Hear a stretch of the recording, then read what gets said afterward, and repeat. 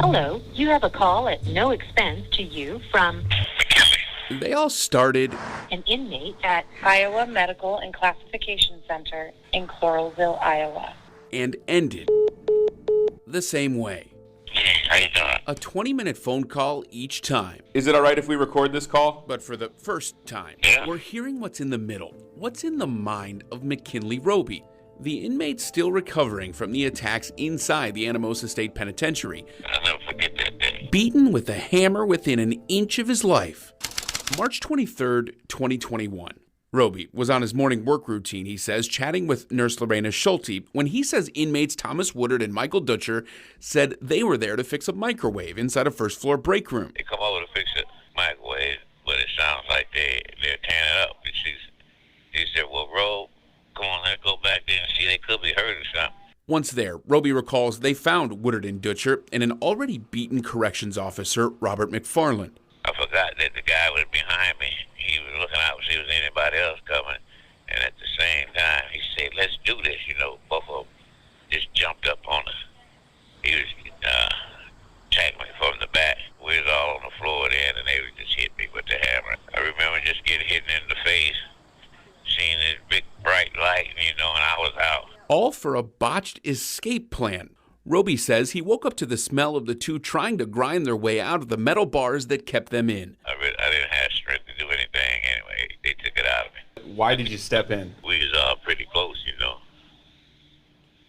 And so it was just natural instincts, man.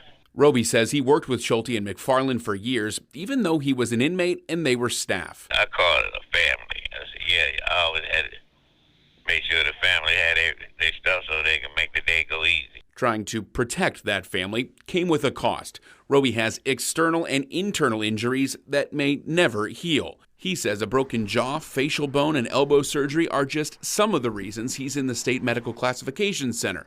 A state press release shows he received multiple skull fractures and was taken to the University of Iowa Hospital. That's what they said I had. PTSD, like people that get out of the army or whatever, stuff they go through. He says he's seen therapists for his PTSD, can't be in small spaces, and takes mental health medication. He says he's received help for his mental health while in prison. I commend him for that. If McKinley Roby is the superhero of this story, he was once the villain. Roby is serving a 25-year sentence for criminal sexual assault and is a habitual offender. Court records show he picked up a 15-year-old in a vehicle and forced her to perform oral sex on him in Waterloo in 2001. I'm playing devil's advocate here, McKinley, but you did go to Anamosa for a reason. Right. I'm not knocking that, I done something, very much, but I accepted all my responsibilities of whatever I've done over the years. I didn't deny nothing. Roby is set to be released in 2027, in for a crime he accepts and a victim of another crime 20 years later. Is it hard to live in the same type of environment that you almost died in? Yes, it is. Every day. Treat me like you treat everybody, the other families and stuff, because I think I played a big part of that. Waking up between two people that I knew. One lying down at the bottom of my feet, already deceased.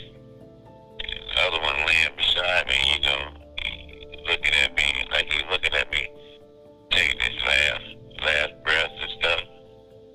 I'm in the middle of that. In the middle of a system for a crime he committed and another he experienced. By the grace of God, how did I survive? I was wondering how did, but it had to be the Lord upstairs, because I don't understand how I survived it. And Woodard and Dutcher were convicted of killing Nurse Lorena Schulte, corrections officer Robert McFarland as well. Both sentenced to life in prison. Neither have shown remorse for almost killing McKinley Roby. In fact, in court, Woodard says, quote, "I wish I hit him one more time," end quote. Roby now wants out of prison, partially for what he did that day, but he also says because he's changed.